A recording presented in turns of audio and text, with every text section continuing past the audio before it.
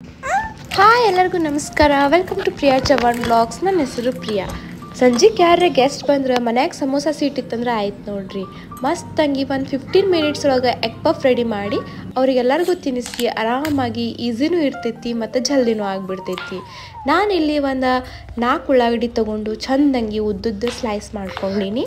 ಆಮೇಲೆ ನಾ ಇಲ್ಲಿ ತೊಗೊಂಡಿದ್ದು ಒಂದೇ ಟೊಮ್ಯಾಟೊ ಒಬ್ರೊಬ್ರು ಹಾಕ್ಕೊಳ್ಳೋಂಗೂ ಇಲ್ಲ, ಯಾಕಂದ್ರೆ ಒಬ್ರೊಬ್ರಿಗೆ ಲೈಕ್ ಆಗಂಗಿಲ್ಲ ಅಂಥೇಳಿ. ಸೊ ನನಗೆ ಇಲ್ಲಿ ಒಂದು ಸ್ವಲ್ಪ ಹುಳಿ ಟೇಸ್ಟ್ ಚಲೋ ಅನಿಸ್ತೈತಿ ಎಗ್ ಪಫ್ ಒಳಗೆ ಅಂಥೇಳಿ ನಾನು ಇಲ್ಲಿ 1 ಟೊಮ್ಯಾಟೊನ ಹಾಕ್ಕೊಂಡಿನಿ. 4 ಉಳ್ಳಾಗಡ್ಡಿಗೆ 1 ಟೊಮ್ಯಾಟೊನ ಹಾಕ್ಕೊಂಡಿನಿ. ಅದ್ರ ಪ್ರಕಾರ ನೀವು ಅಳ್ತಿನ ನೋಡ್ಕೋಬೋದು. ನಾ ಇಲ್ಲಿ ಒಂದು 4 ಮೆಣಸಿನ್ಕಾಯಿ ತೊಗೊಂಡಿನಿ ಮತ್ತು ಒಂದು ಸ್ವಲ್ಪ ಕೊತ್ತಂಬರಿ ತೊಗೊಂಡಿನಿ. ನೀವು ಖಾರ ಜಾಸ್ತಿ ತಿಂತಿದ್ರಂದ್ರೆ ನೀವು ಇಲ್ಲಿ 6 ಮೆಣಸಿನ್ಕಾಯಿನ ಹಾಕೋಬೋದು.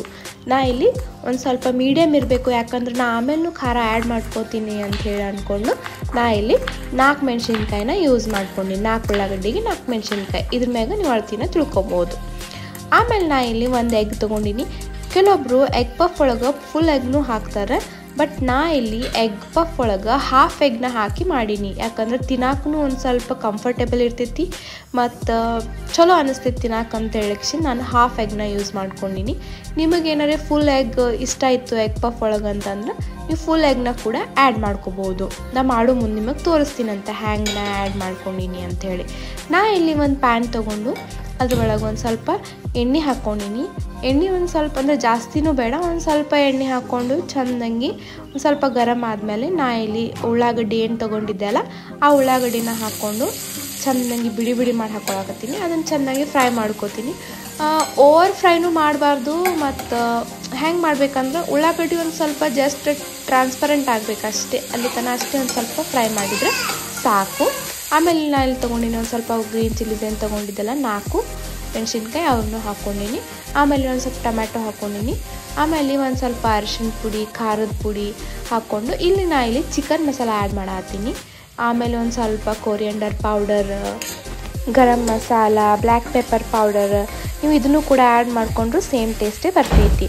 ನಾ ಇದನ್ನೆಲ್ಲ ಆ್ಯಡ್ ಮಾಡಿಕೊಂಡು ಮತ್ತೊಂದು ಸತಿ ಚೆಂದಂಗಿ ಮಿಕ್ಸ್ ಮಾಡಾಕತ್ತೀನಿ. ಒಂದು ಸ್ವಲ್ಪ ಟೊಮ್ಯಾಟೊ ಸಾಫ್ಟ್ ಆಗೋತನ, ಯಾಕಂದ್ರೆ ನಾವು ಉಳ್ಳಾಗಡ್ಡಿನೂ ಜಾಸ್ತಿ ಹುರ್ಕೊಂಡಿಲ್ಲ. ಹೀಗಾಗಿ ನಾ ಏನು ಮಾಡಿದೆ ಚೆಂದಂಗಿ ಹುರ್ಕೊಂಡು ಅದನ್ನು ಸ್ವಲ್ಪ ಸಾಫ್ಟ್ ಆದರೆ ಸಾಕು. ಇದೇನಾಗಿರ್ತೈತಿ ಮಸಾಲೆ ರೆಡಿಯಾಗಿರ್ತೈತಿ. ಜಾಸ್ತಿ ಕುಕ್ನು ಮಾಡಬಾರ್ದು, ಯಾಕಂದ್ರೆ ನಾವು ಏರ್ ಫ್ರೈನಾಗ ಹಾಕ್ತೀವಲ್ಲ ಅವಾಗೂ ಕೂಡ ಒಂದು ಸ್ವಲ್ಪ ಕುಕ್ ಆಗ್ತೈತಿ. ಆಮೇಲೆ ನೋಡಿರಿ ನಾ ಮಸ್ತಂಗಿ ಎಲ್ಲ ರೆಡಿ ಆದಮೇಲೆ ಒಂದು ಸ್ವಲ್ಪ ಕೊತ್ತಂಬರಿ ಲಾಸ್ಟಿಗೆ ಹಾಕ್ಕೊಂಡೆ. ಕೊತ್ತಂಬರಿ ಇಷ್ಟ ಇದ್ರೆ ಹಾಕೋರಿ, ಇಲ್ಲಾಂದ್ರೆ ಸ್ಕಿಪ್ ಮಾಡ್ಕೋರಿ. ನನಗೆ ಇಷ್ಟ ಆಗ್ತೈತಿ ಅದಕ್ಕೆ ನಾ ಹಾಕ್ಕೊಂಡಿನಿ. ಚಲೋ ಫ್ಲೇವರ್ ಬರ್ತೈತಿ, ಹೀಗಾಗಿ ನಾ ಹಾಕ್ಕೊಂಡಿನಿ. ಆಮೇಲೆ ಇಲ್ಲಿ ನಾವು ಸಮೋಸ ಸೀಟ್ ಯೂಸ್ ಮಾಡತ್ತೀವಲ್ಲ ಅದ್ರ ಸಂಬಂಧ ಏನು ಮಾಡಿದೆ ನಾನಿಲ್ಲಿ 1 ಸ್ಪೂನ್ ಮೈದಾ ಹಿಟ್ಟನ್ನ ತೊಗೊಂಡು ಚೆಂದಂಗಿ ಒಂದು 2 ಇಲ್ಕಿದ್ರೆ 4 ಸ್ಪೂನ್ ನೀರು ಹಾಕ್ರಿ. 1 ಸ್ಪೂನ್ ಮೈದಾ ಹಿಟ್ಟು ತೆಗೆದು 4 ಸ್ಪೂನ್ ನೀರು ಹಾಕ್ರಿ. ಆಮೇಲೆ ನೋಡಿರಿ 2 ನಾನು ಸಮೋಸ ಶೀಟ್ ತೊಗೊಂಡಿನಿ. ಅದನ್ನು ಹೆಂಗೆ ಕ್ರಾಸ್ ಇಟ್ಕೊಂಡಿನಿ ನೋಡಿರಿ, ಹಂಗೆ ಇಟ್ಕೋರಿ. ಆಮೇಲೆ ಒಂದು ಫೋಲ್ಡ್ ಮಾಡಿ ಆಮೇಲೆ ಅದೇನು ನಾವು ಮಿಕ್ಸ್ ಮಾಡಿ ಇಟ್ಕೊಂಡಿದ್ವಲ್ಲ ಮೈದಾ ಹಿಟ್ಟಿಂದ ಅದನ್ನು ನಾವು ಒಂದು ಕಡೆ ಹಚ್ತೀವಿ. ನಾ ಹೆಂಗೆ ಫೋಲ್ಡ್ ಮಾಡೋದು ತೋರ್ಸಾತೀನಿ ನೋಡಿರಿ. ಹಿಂಗೆ ನೀವು ಫೋಲ್ಡ್ ಮಾಡ್ಕೊತ ಹೋದ್ರೆ ನಿಮ್ದು ಒಂದು ಸ್ಕ್ವೇರ್ ಆಕಾರ ಏನಾಗ್ತೈತಿ ಎಗ್ ಪಫ್ ರೆಡಿ ಆಗ್ತೈತೆ ನೋಡಿರಿ.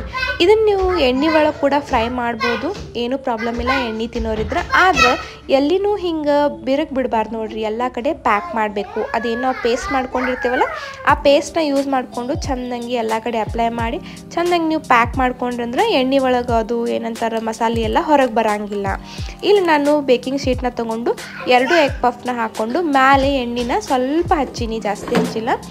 ಸ್ವಲ್ಪ ಎಣ್ಣೆ 2 ಕಡೆ ಹಚ್ಕೊಂಡು ನಾ ಇಲ್ಲೇನು ಮಾಡೀನಂದ್ರೆ ಏರ್ ಫ್ರೈಯರ್ನಾಗ ಹಾಕೀನಿ. ಏರ್ ಫ್ರೈಯರ್ನಾಗ ನಾನು ಸಮೋಸಾದೇನಿರ್ತೈತಲ್ಲ ಅದ್ರ ಟೆಂಪ್ರೇಚರ್ನ ನಾ ಇಲ್ಲಿ ಸೆಲೆಕ್ಟ್ ಮಾಡಿದ್ದೆ.